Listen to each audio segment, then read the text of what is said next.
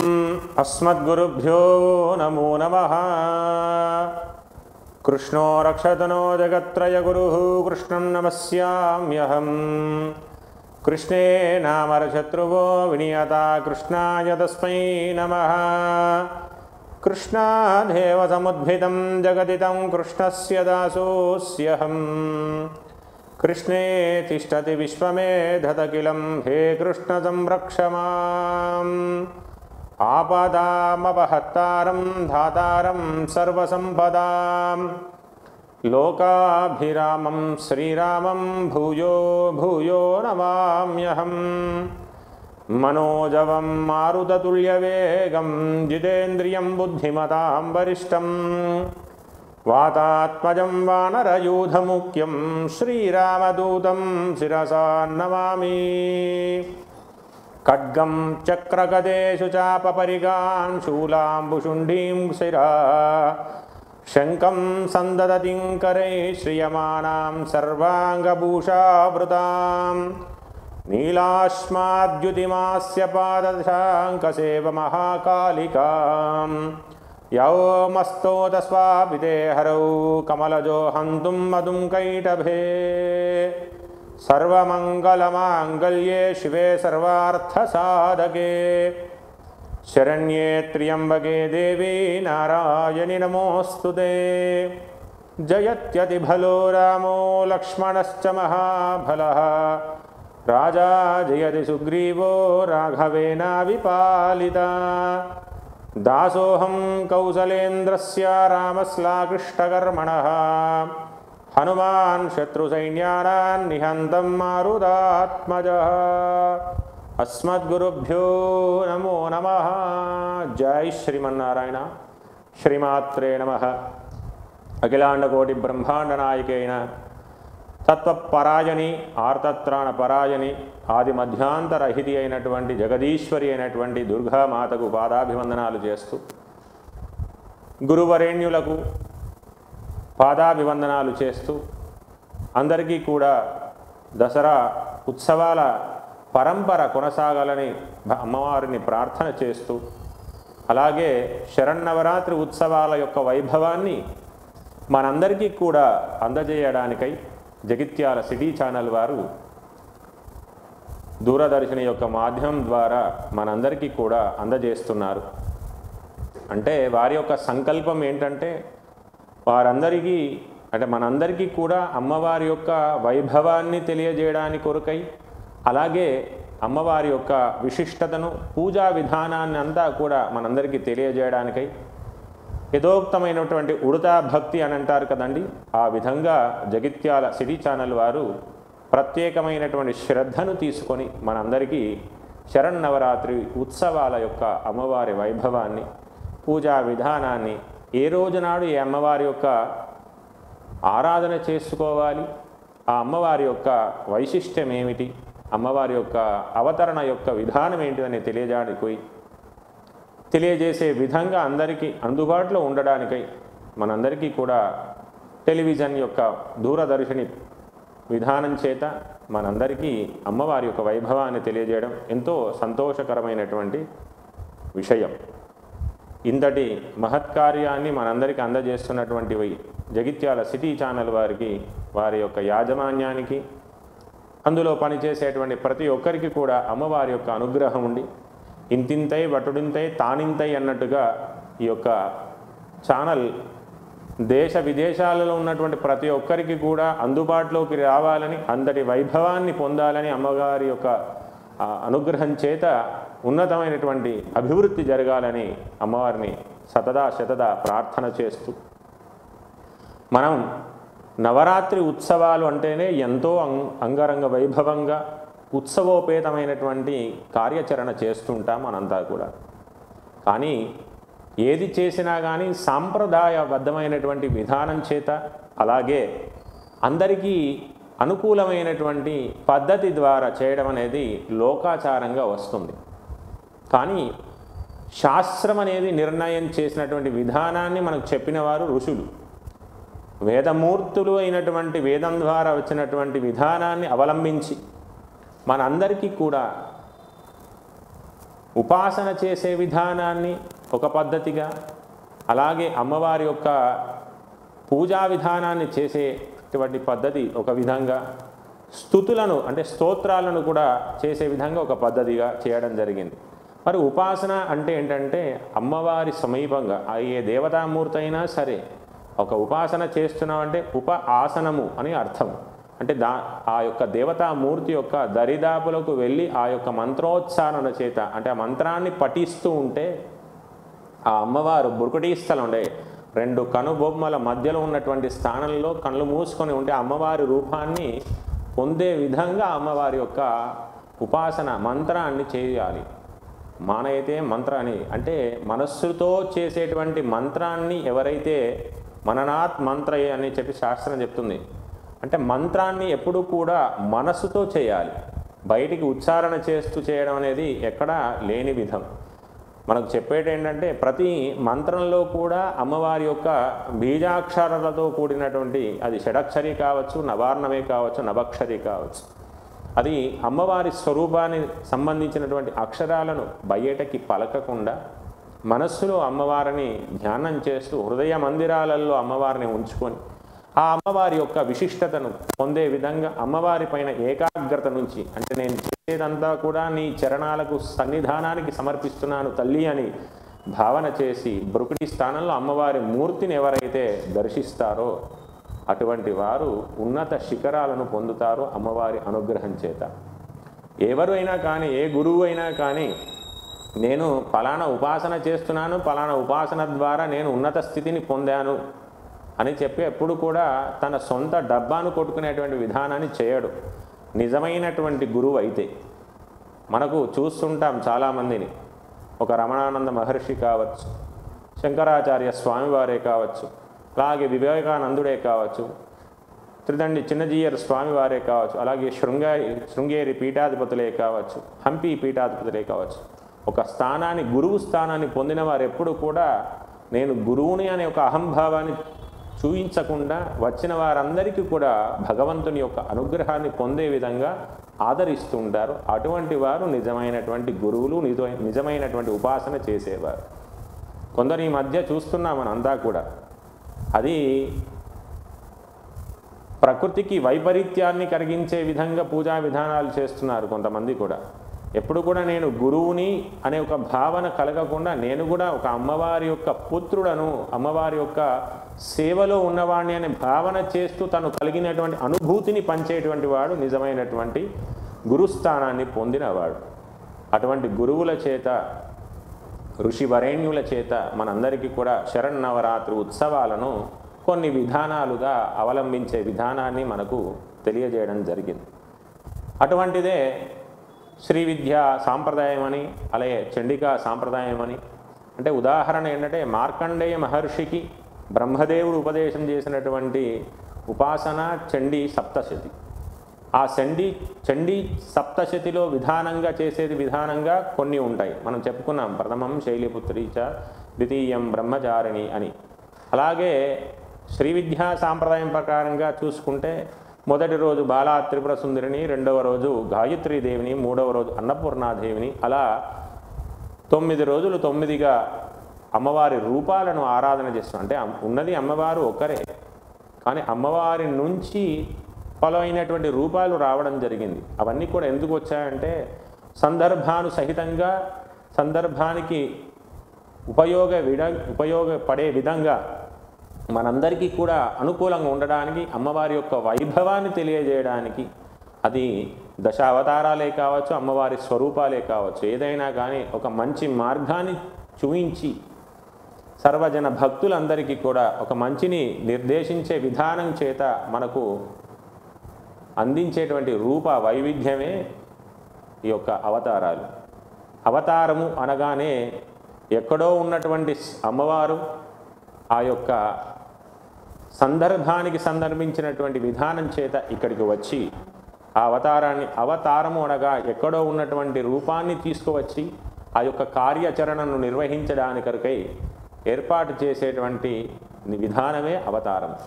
అటువంటి అవతారాలలో అమ్మవారి యొక్క నవరాత్రి ఉత్సవాలలో 3వ రోజు అన్నపూర్ణాదేవిగా ఆరాధన చేస్తుంటాం మనం ఇక్కడ.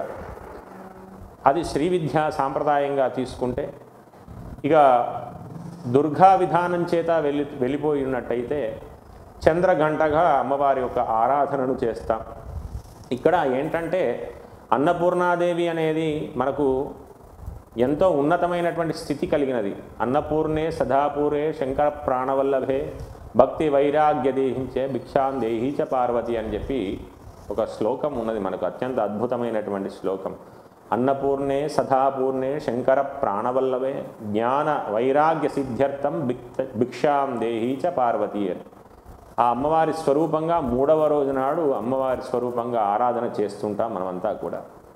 ఇక ఇంకో సాంప్రదాయం ప్రకారంగా చూసుకుంటే చంద్రఘంటాదేవి యొక్క ఆరాధనను చేసుకుంటాం. పిండజా ప్రవరారూఢ చండకోపాస్తకైర్యుధ ప్రాసాదం తనుతే మహ్యం చంద్రఘంటేతి విశ్రుత అని. అంటే అమ్మవారి యొక్క స్వరూపం ఎట్లా ఉంటుందంటే, ఒక దుర్గా అవతారంలో వైభవం అయినటువంటి నవదుర్గలో తృతీయ అవతారం చంద్రఘంటాదేవి.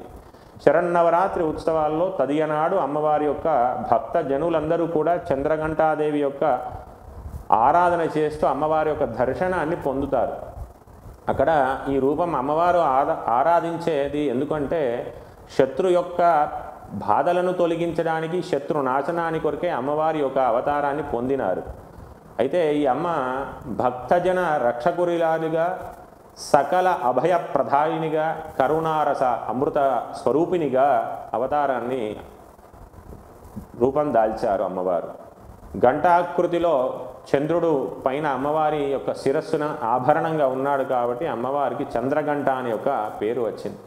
ఈ చంద్రగంట అనే ఆ గంట స్వరూపం ద్వారా ఆ నాదాన్ని చేసినప్పుడు, ఆ గంటానాదాన్ని చేసినప్పుడు ఆ యొక్క గంట యొక్క నుంచి వచ్చినటువంటి నాదం ద్వారా కొన్ని లక్షల మంది రాక్షసులు సంహారం జరిగిందట అమ్మవారి యొక్క అనుగ్రహం చేత. ఈ అమ్మవారి యొక్క దేహం సువర్ణమయమై శోభితంగా ఉంటుంది. ఒక చేతిలో కమండలాన్ని, మరొక చేతిలో మందార పుష్పాన్ని, మరొక చేతిలో పుష్పములతో కూర్చున్నటువంటి జపమాలను, అలాగే మిగిలిన చేతులలో ఆయుధాలను, మెడలో పుష్పములతో విరజిల్లే చంద్రఘంటాదేవి దివ్యస్వరూపాన్ని వీక్షించే విధంగా దేవతలు సైతం కూడా అమ్మవారిని తపస్సు చేసి అమ్మవారి యొక్క ఉపాసన చేసి అమ్మవారికి దగ్గరగా అయ్యారట. ఆ చంద్రఘంటాదేవి చంద్రఘంటాదేవిని ఎవరైతే ఆరాధిస్తారో ఆరాధించిన వారందరికీ కూడా కొంగు బంగారమై వెంబడే ఉండి శత్రునాశనాన్ని చేస్తూ మంచి ఉన్నతమైనటువంటి స్థితిని కలుగజేస్తుంది చంద్రఘంటాదేవి. శరన్నవరాత్రి ఉత్సవాలలో 3వ రోజు నాడు అమ్మవారిని చంద్రఘంటాదేవిగా ఆరాధన చేస్తూ రావడం సాంప్రదాయంగా ఉంది. అలాగే ఇంకొక సాంప్రదాయంలో తీసుకున్నట్టయితే 3వ రోజు ఎంతో విశేషాన్ని కలిగినటువంటి రోజు. ఆ రోజు తదియ నాడు ఎవరైతే శరన్నవరాత్రి ఉత్సవాన్ని మొదటి రోజు ప్రారంభం చేయలేని స్థితి కలిగిన వారు ఎవరైతే ఉంటారో ఆ తదియ నాడు అమ్మవారి యొక్క ఆరాధనను, ఉత్సవాన్ని ప్రారంభం చేసుకోవచ్చు. అది చేసుకున్నట్టయితే 7 రాత్రులుగా అమ్మవారి యొక్క ఆరాధన చేసినటువంటి ఫలితం లభిస్తుంది. అది సప్తరాత్రి యజ్ఞంగా భావిస్తారు పెద్దలంతా కూడా, అమ్మవారు కూడా. ఎవరైతే నవరాత్రిని పరిపూర్ణంగా చేస్తే ఎటువంటి ఫలితం లభిస్తుందో, ఒకవేళ చెయ్యలేని పరిస్థితులు కలిగినప్పుడు తదిగనాడు ఎవరైతే ఆరాధనను ప్రారంభం చేసి అమ్మవారి యొక్క నవరాత్రి ఉత్సవాల్లో సప్తరాత్రి ఉత్సవాన్ని ఎవరైతే చేస్తారో వారికి పరిపూర్ణమైనటువంటి 9 రాత్రులు చేసినటువంటి ప్రతిఫలం తప్పకుండా అమ్మవారు అనుగ్రహిస్తుందని చెప్పి వేదమూర్తులు చెప్పినారు. అలాగే అమ్మవారికి పూజ, ఉపాసన ఎంత ముఖ్యమో పూజ చేసిన తర్వాత స్తోత్ర పారాయణాలు చేస్తే ఎంతో ఆనందకరాన్ని కలుగజేస్తుందట అమ్మకు. ఆ స్తోత్రాలను పారాయణం చేసిన వారందరికీ కూడా కొన్ని నామస్తోత్రాలు ఉంటాయి, కొన్ని మహిమా స్తోత్రాలు ఉంటాయి, కొన్ని శరణాగతి స్తోత్రాలు ఉంటాయి. ఈ 3 రకాలలో ఏ విధమైనటువంటి స్తోత్రాన్ని చేసినా అమ్మవారికి ఎంతో ఇష్టంగా స్వీకరిస్తుందట మన చేసేటువంటి పూజను. ఈ స్తోత్రాలు అన్నీ కూడా స్తుతుల ద్వారా, అంటే ఒకరి ద్వారా ఒకరి ఋషుల ద్వారా ఉద్భవించినటువంటి స్తోత్రాలు ఇవన్నీ కూడా. అంటే వారు కూడా ఎలా చేశారు అంటే అమ్మవారిలో తనలో లీనాన్ని చేసుకొని అమ్మవారు ఇలా ఉంటుంది అమ్మవారి యొక్క వైభవం ఇటువంటిదని చెప్పి ఏర్పాటు చేసినటువంటి స్తోత్రాలు. భక్తికి లొంగుతుంది తప్ప అమ్మవారు ధనానికి కానీ ఐశ్వర్యానికి లొంగదు. భక్తితోనే ఒక మట్టి పుష్పాన్ని కూడా తయారు చేసి అమ్మవారి ముందర పాదాల దగ్గర సమర్పిస్తే ఫలం పుత్రం పుష్పంతోయం అని చెప్పి ఎవరైతే ఆ యొక్క మట్టితో చేసినటువంటి పుష్పాన్నైనా అమ్మవారి యొక్క పాదాల చింత పెట్టి, అమ్మా నా యొక్క శక్తి ఇది తల్లి, నేను ప్రేమతో నేను పూజిస్తున్నా తల్లి, నువ్వు తప్ప నాకు ఇతం ఎవరిని ఎరగా తల్లి, నువ్వే ఉన్నావు అని చెప్పిన మనస్ఫూర్తిగా నమస్కరించి ఆ మట్టి పుష్పాన్ని కూడా అమ్మవారి యొక్క చరణాల సన్నిధానంలో పెట్టినట్టయితే అమ్మవారు కూడా సువర్ణ పుష్పాలతో చేస్తే ఎంత ఆనందాన్ని పొందుతుందో అంతకు 100 రెట్ల ఆనందాన్ని పొంది ఎవరైతే ఆరాధన చేసిన వారు ఉన్నారో వారందరికీ కూడా మంచి సౌభాగ్యాన్ని, ఐశ్వర్యాన్ని, ఆరోగ్యాన్ని ప్రసాదిస్తుందట తల్లి. అంతటి గొప్పనైనటువంటిది స్తుతులు, స్తోత్రాలు.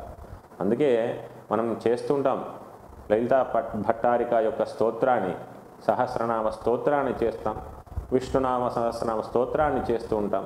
కలియుగంలో 2 ఉన్నతమైనటువంటి స్థితి కలిగినటువంటి స్తోత్రాలు ఉన్నాయి. ఒకటి విష్ణు సహస్రనామ స్తోత్రం, 2 లలితా సహస్రనామ స్తోత్రం.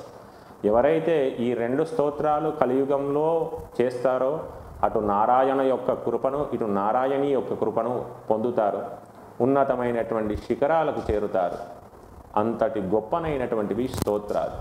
అటువంటి స్తోత్రాలను ఎవరైతే పూజ పూర్తి అయిన తర్వాత కావచ్చు, పూజ మధ్యలో కావచ్చు, స్తోత్రాలను చేసి అమ్మవారికి నివేదన చేసి భక్తితో పారవశ్యం చేత అమ్మవారికి సమర్పిస్తే తప్పకుండా అమ్మవారి యొక్క అనుగ్రహం మన అందరిపైన ఉంటుంది. అందుకే పెద్దలంతా కూడా ఏదైనా యజ్ఞాన్ని కానీ యాగాన్ని కానీ చేస్తున్నప్పుడు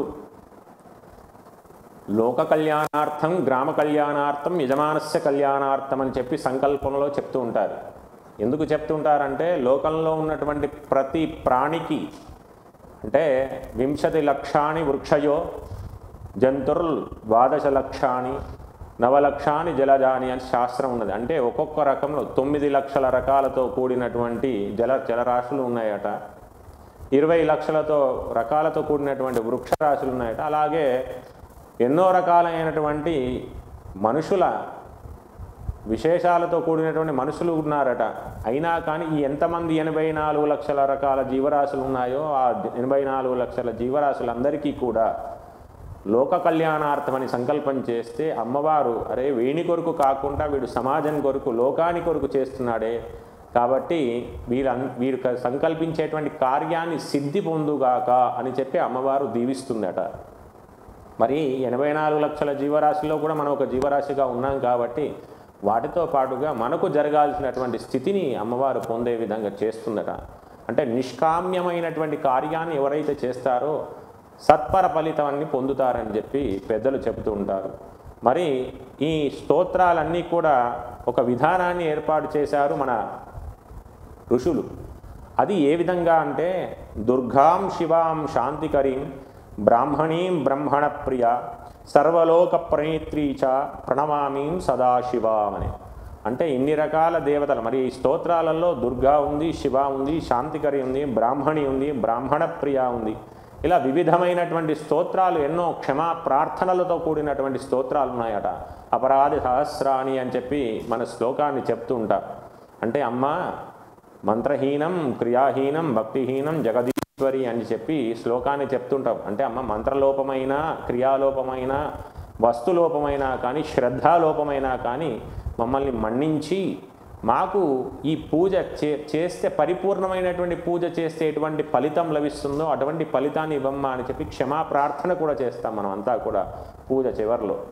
అంటే అమ్మవారు కూడా చూడండి ప్రతి దానిలో కూడా మనకు ఎగ్జంప్షన్ ఇచ్చింది. అంటే ప్రతి దానిలో కూడా ఒక పరిష్కారాన్ని చూపించింది. అంటే వీడు పూర్తిగా చేయలేని స్థితి కలిగిన వాడే కనీసం షోడశోపచార పూజలో కూడా మనం చేసే విధానంలో చేసేటప్పుడు కూడా భక్తి ప్రేమతో ఎవడైతే చేస్తాడో భక్తికి లొంగుతుంది, ప్రేమకు లొంగుతుంది అమ్మవారు. అటువంటి పూజను చేసేటప్పుడు శ్రద్ధావాన్ లభతే జ్ఞానం అని అంటారు పెద్దలు.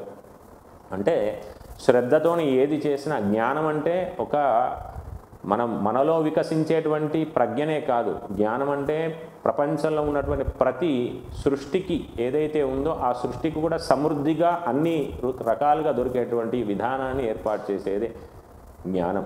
అటువంటి తల్లి అది జ్ఞానప్రదాతగా ఉండి మనకు లోకానికి హితమైనటువంటి విధానం చేత మనకు చేస్తూ ఉంటుంది అమ్మవారు. అలాగే మంగళాం శోభనాం శుద్ధాం నిష్కలాం పరమాం కలాం విశ్వేశ్వరీ జగదీ ధాత్రి చండికా ప్రణమామ్యహం అని చెప్పి ఇవి ప్రధానమైనటువంటి స్తోత్రాలుగా ఉంది. దీనిలో చూడండి, జగదద్ధాత్రి అని ఉంది. జగత్ అంటే ప్రపంచము అని అర్థం, ధాత్రి అంటే భూమి అని అర్థం. అంటే ప్రపంచంలో అంతరిక్షంలో కావచ్చు, 14 లోకాలలో కూడా ఎక్కడైనా సరే సుభిక్షాన్ని దుర్భిక్షాన్ని పారదోలి సుభిక్షాన్ని అందజేసేది, సుభిక్షంలో అందరూ ఉండాలి అని చెప్పి కోరుకునేది తల్లి. అందుకే అమ్మవారి యొక్క జగద్ధాత్రి అనే ఒక పేరు ఉంది. అంటే ధాత్రి అనగానే భూమి అనే అర్థాన్ని వస్తుంది. ఆ భూమిలో ఉన్నటువంటి ఏదైతే ఉందో ఆ జీవచరాలన్నీ ఉన్నాయో ప్రేమతోని తల్లి నీకే ఆరాధన చేస్తున్నాం తల్లి అని ఎవరైతే చేస్తారో మనతో పాటు జీవించేటువంటి సకల సృష్టికి ఆమె ప్రదాతగా ఉండి అన్నీ సమకూరుస్తుంది. అందుకే పెద్దలందరూ అన్నారు, అంటే చండికా ప్రణమామ్యహం అని చెప్పి అన్నపూర్ణాదేవి 3వ రోజు నాడు ఆరాధన చేసుకునేటువంటి విధానం కూడా ఇప్పుడు కొన్ని శాస్త్రాలలో చెప్తే యజ్ఞం చేస్తే వర్షం పడుతుంది. ఆ వర్షం ద్వారా ఔషధీ గుణమైనటువంటి భూమిలో ఉన్నటువంటి గింజలు మొలకెత్తుతాయి. ఆ మొలకెత్తినటువంటి గింజల ద్వారా వచ్చినటువంటి పదార్థాలను మనం స్వీకరిస్తే ఆరోగ్యమైనటువంటి శరీరం కలుగుతుంది. మరి యజ్ఞం చేయాలంటే సద్భావన చేత ఒక మంచి జరగాలి అని ఒక ఉద్దేశం చేత మనం అందరం కలిసి ఒక యజ్ఞాన్ని చేస్తే ఆ యజ్ఞం ద్వారా మనందరికీ కూడా వర్షాన్ని ప్రసాదిస్తుంది తల్లి. అయితే యజ్ఞో వై విష్ణు అంటే చేసేటువంటి యజ్ఞం కూడా మంచి మనసుతో మంచి పదార్థాల చేత ప్రకృతి సిద్ధంగా లభించేటువంటి పదార్థాల చేత చేయవలసినటువంటి పూజా విధానాల చేత మంత్రానుసారంగా బ్రాహ్మణోత్తముల చేత పండితుల చేత మంత్రాన్ని సవ్యంగా చదివేటువంటి విధానం చేత మన యజ్ఞం ఏది చేసినా అది సత్ఫలితాన్ని కలగజేస్తుంది. అటువంటి ఫలితాన్ని చేసినప్పుడు ఏమవుతుందంటే వర్షం పడుతుంది. వర్షం ద్వారా మొలకెత్తుతాయి గింజలు. ఆ మొలకెత్తినటువంటి గింజల ద్వారా వాటిని పట్టిస్తే అది కూరగాయలే కావచ్చు, వడ్లను పట్టిస్తే అన్నంగా సమర్పిస్తుంది మనకు మాత. అందుకే అన్నపూర్ణేశ్వరీ దేవి యొక్క స్వరూపాన్ని పొందింది తల్లి. అంటే ఎక్కడ నుంచైనా చూడండి మళ్ళీ తిరిగి అమ్మవారి యొక్క లోపలికి వెళ్ళడానికి ఆస్కారం ఉంటుంది. ప్రతిదీ కూడా సకల చరాచర సృష్టిలో యందు కూడా అమ్మవారి యొక్క అనుగ్రహం చేతే నడుస్తుంది. అందుకే ప్రకృతి స్వరూపంగా అమ్మవారిని మనం అంతా కూడా ఆరాధిస్తాం. అటువంటి అన్నపూర్ణాదేవి యొక్క అవతారాన్ని 3వ రోజు నాడు మనం అంతా కూడా అలంకరణ చేసుకుంటాం దేవికి. మరి అన్నపూర్ణాదేవి యొక్క ఉన్నతమైనటువంటి స్థితి కలిగినటువంటి ఆలయం మనకు కాశీ క్షేత్రంలో అన్నపూర్ణాదేవిగా అక్కడ కనబడుతుంది అమ్మవారు. మరి కాశీ క్షేత్రంలో అమ్మవారికి ఇంకొక పేరు ఉంది, విశాలాక్షి అని. కాశీ విశాలాక్షి అన్నా కానీ అన్నపూర్ణ అన్నా కానీ అమ్మవారి యొక్క పేర్ల ద్వారానే ఉంటుంది. ఆ యొక్క అన్నపూర్ణాదేవి ఎలా ఉందంటే మాతాచా పార్వతీదేవి పితాచా దేవో మహేశ్వర బాంధవ శివభక్తాచ స్వదేశో భువనత్రయం అని అంటారు. అంటే తల్లిదండ్రుల స్వరూపంగా ఆది దంపతులుగా ఉన్నవారు పార్వతీ పరమేశ్వరులు. ఆ పార్వతీ పరమేశ్వరుల యొక్క సంతానంగా మనందరం కూడా ఉన్నాం. ఆ సంతానానికి ఒక తల్లి ఎలా భావన చేస్తుందంటే తన పుట్టినటువంటి పిల్లలకు మంచి భోజనాన్ని అందజేయాలి, మంచి ఆరోగ్యకరమైనటువంటి పుష్టిని కలుగజేయాలని ఆ యొక్క తల్లి యొక్క సంకల్పం ఉంటుంది. అటువంటి సంకల్పాన్ని చేసిందే మన అన్నపూర్ణాదేవి. అందుకే మాతాచా పార్వతీదేవి పితాచా మహేశ్వరో అని, అంటే పితోదేవో మహేశ్వర అని శాస్త్రం. అంటే అమ్మగా పార్వతీ అమ్మవారిని, తండ్రిగా మహేశ్వరుని అక్కడ పూజించుకొని బాంధవా శివభక్తాచ ఎవరైతే బంధువులు బాంధవ్యులు అని అనుకుంటున్నామో మనలాంటి వారంతా కూడా బాంధాచ శివభక్తాచ అంటే అందరం కూడా శివుని యొక్క బంధువులమే, శివుని యొక్క అంశతోని వచ్చిన వారమే అందరమని కూడా ఈ శ్లోక పరమార్థంగా భువనత్రయ అంటే 3 లోకాలలో కూడా ఎన్నైతే భువనాలు ఉన్నాయో 3 సంబంధించిన భువనత్రయ, త్రయం అంటే 3, ఈ 3 లోకాలలో కూడా ఎవరైతే ఉన్నారో వారందరికీ కూడా అన్నపూర్ణాదేవి మనందరికీ కూడా అన్నప్రదాతగా ఉండి పుష్టిని పౌష్టికత్వాన్ని అందజేస్తుంది. అందుకే అన్నారు పెద్దలు, అన్నపూర్ణే సదాపూర్ణే శంకర ప్రాణవల్లభే జ్ఞాన వైరాగ్య సిద్ధ్యర్థం భిక్షాందేహి చ పార్వతి అని. చూడండి, ఎంత తల్లి అయినా కానీ మొదటగా వంట చేసిన తర్వాత భోజనం వడ్డించేది ఎవరికంటే తన మగనికి మాత్రమే మొదలు వడ్డిస్తుందట. వడ్డించిన తర్వాతనే మిగతా వారికి అందరికీ కూడా వడ్డించడానికి ఆస్కారం ఉంటుంది. ఇంట్లో ఒక భార్య వంట చేసింది అనుకోండి, చేస్తే మొదటగా పెట్టేది ఎవరికంటే తన భర్తకే పెడుతుంది. ఎందుకు పెడుతుందంటే తను తిన్న తర్వాత అందరికీ పెడితే, ఎందుకంటే లోకరక్షణ చేసేవాడు అంటే ఆ కుటుంబ సంరక్షణ చేసేవాడు, పోషణ చేసేవాడు వాడు భర్త. కాబట్టి ఆ భర్తకు సంబంధించినటువంటి విధి విధానం మంచిగా ఉండాలి, ఆరోగ్యపరమైనటువంటి విధానం కలగాలి, శరీర దృఢత్వం కలగాలి అనే ఉద్దేశం చేత మొదటి యొక్క భిక్షను పెట్టేది భర్తకే పెడుతుంది. అలాగే అన్నపూర్ణాదేవి కూడా భర్తగారైనటువంటి పరమేశ్వరునికి మొదటగా భిక్షాందేహి పార్వతి అని చెప్పి మన స్తోత్రంలో చెప్తుంటాం. అంటే మొదటిగా అమ్మవారు ఒక భిక్ష పాత్ర పట్టుకొని ఉన్నటువంటి శంకరునికి మొదటిగా అన్న ముద్దను పెట్టేటువంటి విధానాన్ని ఆ యొక్క అన్నపూర్ణాదేవి కలగజేస్తుంది మనందరికీ కూడా.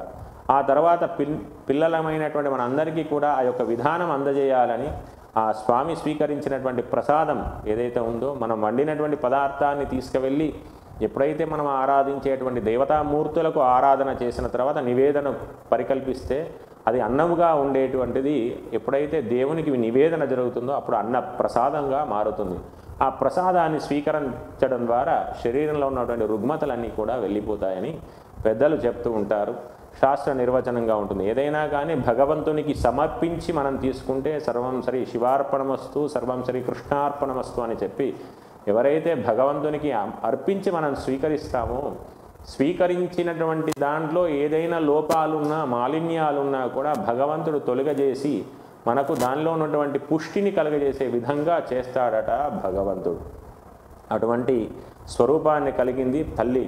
అయితే అమ్మవారి యొక్క వర్ణన, అన్నపూర్ణాదేవి యొక్క ఎలా ఉంటుంది అనే ఒక వర్ణన కూడా అద్భుతంగా చేశారు పెద్దలు. వామే మాణిక్యపాత్రాం మధురసభరితాం బిభ్రతీం పానపద్మీం దివ్యే రన్నైం ప్రపూర్ణం ధృతిమణివలయే స్వర్ణదర్వీం చ దక్షే రక్తాంగీ పీనస్తుంగభరణ విలసత్తారహార త్రినేత్రా మందే పూర్ణేందు బింబాం ప్రతినిధిం వదనాం అంబికాం అన్నపూర్ణే అని చెప్పారు లాస్ట్కు. అంటే చివరిలో అన్నపూర్ణాం అని చెప్పారు. అంటే అన్నపూర్ణాం అంటే అమ్మవారి యొక్క ఎలా ఉందంటే వామే మాణిక్య పాత్రంచ. వామే అంటే అంటే ఎడమ చేతిలో మాణిక్య పాత్ర పట్టుకుందట అమ్మవారు. అంటే సువర్ణ భరితమైనటువంటి ఒక మాణిక్య పాత్రను పట్టుకొని ఆ పాత్రలో అన్నాన్ని పెట్టుకుందట. మధురస భరితాం బిభ్రతీం పాణిపద్మే. అంటే అమ్మవారి యొక్క మధురస భరిత అంటే ఎంతో ఉన్నతమైనటువంటి మంచి ప్రకృతి ద్వారా లభించినటువంటి పదార్థాలన్నీ కూడా మిళితం చేసి శరీరానికి పుష్టి కలిగించే విధంగా భరితాం మధురస భరితాం బిభ్రతీం పాని పద్మాం. అమ్మవారి యొక్క చేతిలో ఆ పాత్రను పట్టుకొని ఆ పాత్రలో ఏమని పెట్టుకుందంటే మధురస భరితాం బిభ్రతీం పాని పద్మాం దివ్యే రన్నై ప్రపూర్ణం అని పెట్టారు. అంటే దివ్యమైనటువంటి అన్నప్రసాదాన్ని అమ్మవారు పరిపూర్ణమైనటువంటి వాత్సల్యం చేత, పరిపూర్ణమైనటువంటి ప్రేమ చేత అమ్మవారు నింపుకొని ఉందట. అమ్మవారి యొక్క చేతులు ఎలా ఉన్నాయంటే ధృతిమణమనై స్వర్ణ దర్వీంచ దక్షై. ఆ పెట్టేటువంటి కుడి చేతులు ఒక గరిట లాంటి పాత్రను, అంటే గరిట లాంటి ఒక మన వాడుక భాషలో చెప్పుకోవచ్చు, ఒక స్పూన్ లాంటి చెంచా లాంటిది పట్టుకొని ఉందట. ఆ గరిట లాంటిది పట్టుకుంటే ఆ గరిట కూడా సువర్ణమైనటువంటి గరిటనట. దానిలో కూడా ఎన్నో ఔషధ గుణాలు కలిగినటువంటివి, తత్వాన్ని కలిగినటువంటి పాత్రను, ఆ గరిటను పట్టుకొని ఉందట తల్లి. ఆ పట్టుకున్నటువంటి చేతులు ఎలా ఉన్నాయంటే ధృతి మన వలయే స్వర్ణ దర్వీంచ దక్షయ్యటే. మంచి కంకణాలు, ఆభరణాలు ధరించినటువంటి ఒక గాజులను ధరించి అమ్మవారి యొక్క సువాసనను వెదజల్లుతున్నటువంటి పరిమళంతో, ఒక గంధం ఎలా విధమైనటువంటి పరిమళాన్ని ఇస్తుందో అటువంటి పరిమళాన్ని వెదజల్లుతున్నటువంటి సువాసన చేత అమ్మవారు ఉందట.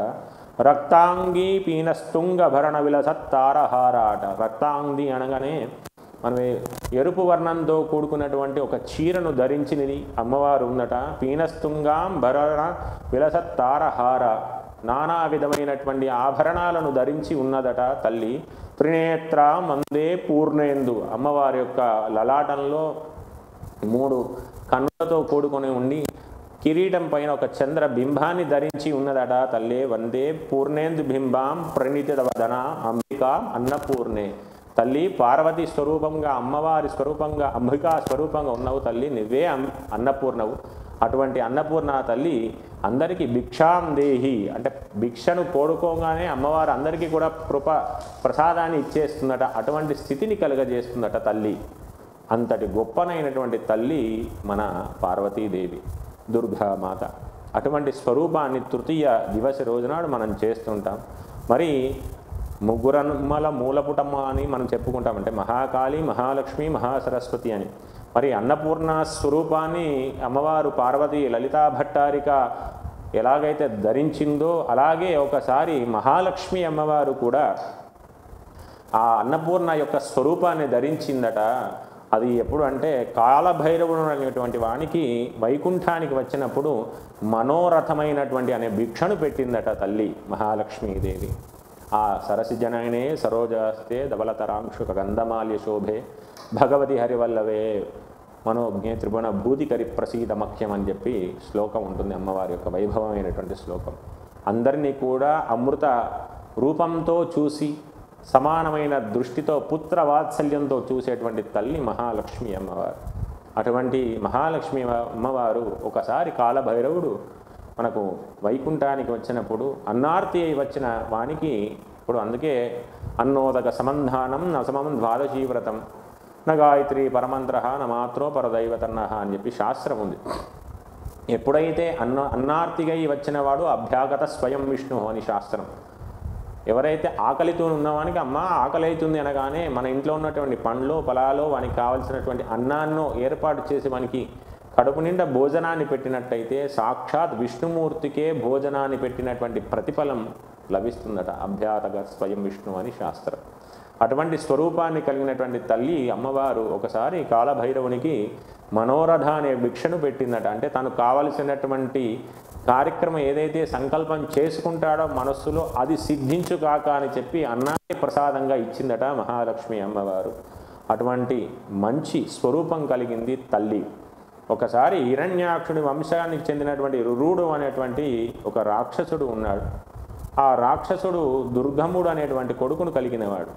ఆ దుర్గముడు ఏం చేశాడంటే తపస్సు చేసి యజ్ఞ యాగాదుల ద్వారా దైవతలందరికీ కూడా మంచి శక్తిని కలుగజేస్తున్నది.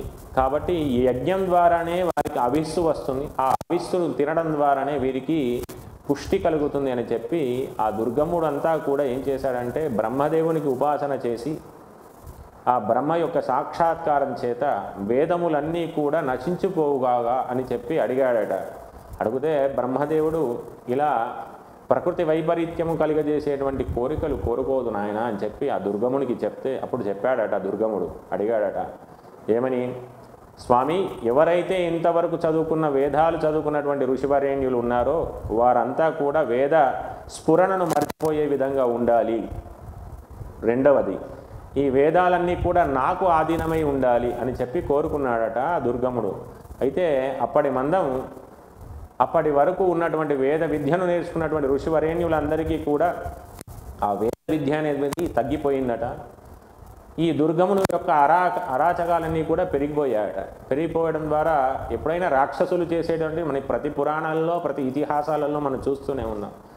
యజ్ఞ యాగాదులను ధ్వంసం చేయడం, ఋషివరేణ్యులను హింసించడం, వారిని హింసతో కూడినటువంటి విధానం చేత చేయడం, నానా విధమైనటువంటి శిక్షలు వారికి వేయడం జరిగిందట. అలా యజ్ఞ యాగాదులన్నీ కూడా ధ్వంసమైపోవడం ద్వారా దాదాపుగా ఈ ధాత్రిలో 100 సంవత్సరాల దుర్భిక్షం వచ్చిందట.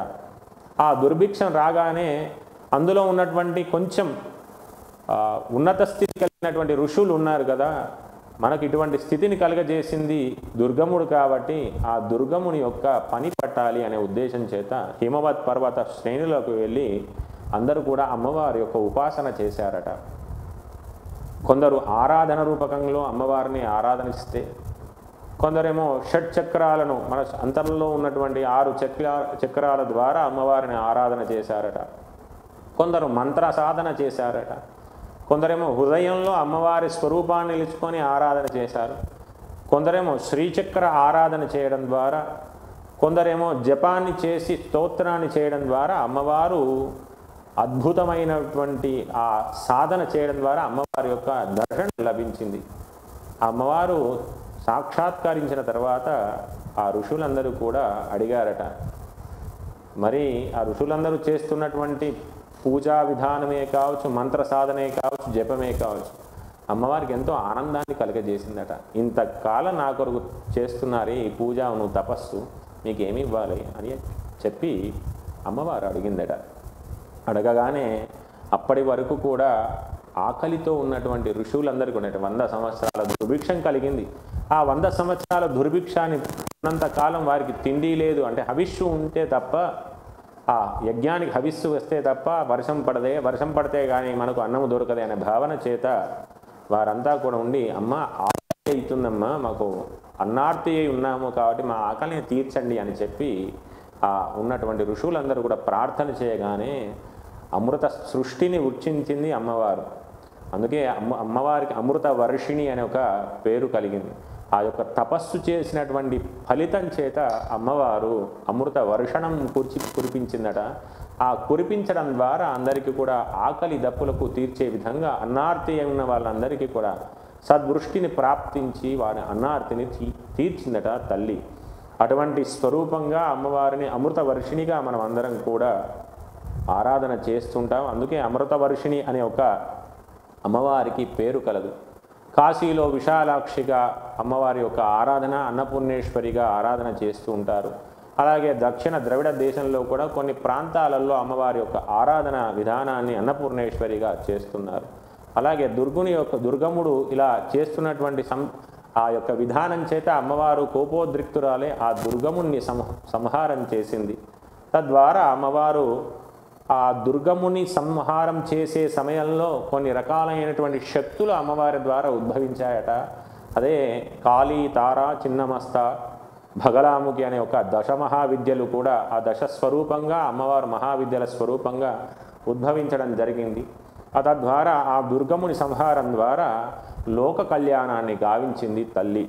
అందుకే అన్నపూర్ణాదేవిగా అమ్మవారు ఎన్నో రకాలైనటువంటి విధి విధానం, అంటే ఆకలితో ఉన్నవారంతా కూడా తన బిడ్డలే అని భావించి చేసేది తల్లి.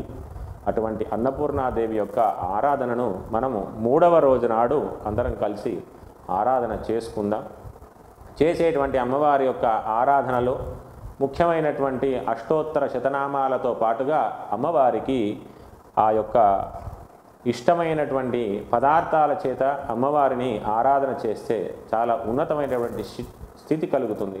అలా అమ్మవారికి అమృతవర్షిణితో పాటుగా ఎప్పుడైతే ఆ అమృత వర్షం ద్వారా అన్నాన్ని ప్రసాదించింది, ఆ వర్షం ద్వారా నానా విధమైనటువంటి రూపాల చేత అమ్మవారు ప్రతి మనిషికి, జంతువులకు, పశుపక్షాదులందరికీ కూడా దొరికేటువంటి ప్రసాదాన్ని అందించింది. కాబట్టి నానా విధమైనటువంటి శాఖల ద్వారా అమ్మవారి యొక్క ఆ యొక్క అమృత వర్షం పడడం ద్వారా నానా విధమైనటువంటి శాఖల ద్వారా అందరికీ అన్నప్రసాదం లభించింది. కాబట్టి అమ్మవారికి శాకాంబరీ దేవిగా పేరు కూడా రావడం జరిగింది. అటువంటి శాకాంబరీ దేవికి, అన్నపూర్ణాదేవికి మనం ఉన్నతమైనటువంటి ఆరాధనను చేసి అమ్మవారి యొక్క ప్రీతి పాత్రమైనటువంటి విధానం చేత అమ్మవారికి కావలసినటువంటి పదార్థాలను సమన్వయం చేసి అమ్మవారికి ఆరాధన చేసి నీరాధన మంత్రపుష్పాలను చేసినట్టయితే అమ్మవారు ఎంతో సంతుష్టురాలవుతుంది. ఆకలిగా ఉన్నవానికి భోజనాన్ని పెడితే వాడు ఎంత తృప్తిగా భోజనం చేసి మనల్ని ఎంతో ఆనందంగా దీవించి వెళ్తాడే, అటువంటి రూపంలో అమ్మవారికే మనము భోజనం పెడుతున్నామని భావించి, ఇంతకుముందే చెప్పాము అభ్యాగత స్వయం విష్ణు అంటే నారాయణ నారాయణి, వీరిద్దరు కూడా వేరు కాదు, ఇద్దరు కూడా అన్నా చెల్లెళ్ళు, ఇద్దరు నారాయణ నారాయణి. ఈ ఇద్దరిలో స్వరూపాన్ని భావించినట్లయితే అన్నప్రసాదాన్ని అన్నదానంగా మనం, అంటే అన్నదానం అంటే ఏంటంటే ఎవరో భిక్షకులకు అన్నప్రసాదం చేస్తే అది అన్నదానం అవుతుంది. మనమంతా కూడా మనమే కలుసుకొని మనమే అందరం తయారు చేసుకొని మనమే ఆ యొక్క అన్నదానాన్ని సిద్ధం చేసుకొని అమ్మవారికి నైవేద్యం పెట్టి మనం ప్రసాదంగా తీసుకుంటే అది అన్నదానాన్ని సూచించదు. ఎందుకంటే లేని వానికి అన్నాన్ని పెడితే అది అన్నదానం అవుతుంది. ఉన్నవారందరూ కూడా అన్నాన్ని తీసుకుంటే అది అన్న ప్రసాదంగా స్వీకరించడానికి ఆస్కారం ఉంటుంది. కాబట్టి అందరూ కూడా పశుపక్షాదులలో సకల చర సృష్టిలో ఉన్నటువంటి జీవులలో కూడా అమ్మవారి యొక్క స్వరూపాన్ని ధరించి అందరూ కూడా వారికి సంబంధించినటువంటి యథోక్తిగా ఉడతా భక్తిగా మనం చెప్తూ ఉంటాం అప్పుడప్పుడు ఉడతా భక్తిగా అని. ఎందుకంటే ఉడతా భక్తి అనేది రాముడు రామసేతు నిర్మాణం చేస్తున్న సమయంలో అతి చిన్న ప్రాణి ఉడత. ఆ ఉడత కూడా రామునికి ఏదో ఒక విధంగా సహాయం చేయాలని చెప్పి తన శరీరానికి అంతా కూడా ఉసుకను ఆ తడితోని సముద్రంలో తడిచి ఆ ఉసుక రేణువులన్నీ కూడా తీసుకువెళ్ళి ఆ బండల మధ్యలో దులుపడం ద్వారా కూడా ఆ చిన్న చిన్న రేణువులన్నీ కూడా ఆ బండల మధ్యలోకి వెళ్ళి వారధిగా ఏర్పాటు చేయడానికి తన వంతు సహాయాన్ని చేసింది. అటువంటి సహాయాన్ని చేసినటువంటి ఉడతకు పరమాత్ముడైనటువంటి శ్రీరామచంద్రుడు అక్కున చేర్చుకుని నిమిరాడట. అంత గొప్పనైనటువంటి నిస్వార్థమైన సేవ ఎవరైతే చేస్తారో అటువంటి వారికి తప్పకుండా అమ్మవారి యొక్క అనుగ్రహం లభిస్తుందని. అలాగే ముత్తు దీక్షితులు గారు కూడా ఉన్నారు. అన్నపూర్ణాదేవి యొక్క ఉపాసన చేసిన వారు. అఖిల భువన సాక్షి కటాక్షి అని చెప్పి అన్నపూర్ణ విశాలాక్షి అని చెప్పి ఒక గేయాన్ని ముత్తుస్వామి దీక్షితులు గారు అద్భుతమైనటువంటి రీతిలో అమ్మవారి యొక్క గేయాన్ని రాయించడం జరిగింది. అటువంటి అమ్మవారి యొక్క అనుగ్రహం మన పైన ఎలవేళలా ఉండాలని, అందరికీ సుభిక్షమైనటువంటి ఆయును ఆరోగ్యాన్ని ప్రసాదించాలని, శరీర రుగ్మతలన్నీ తొలగించి అన్నపూర్ణాదేవి యొక్క కరుణా కటాక్షాలు అందరిపైన ఉండి సంపూర్ణమైనటువంటి ఆరోగ్యాన్ని అమ్మవారు ప్రసాదించాలని కోరుకుంటూ, స్వస్తి ప్రజాభ్య పరిపాలయంతాం న్యాయేన మార్గేణ మహిమహేష గోబ్రాహ్మణేభ్య శుభమస్తు నిత్యం లోకా సమస్తా సుఖినో భవంతు. జై శ్రీమన్నారాయణ. శ్రీమాత్రే నమః.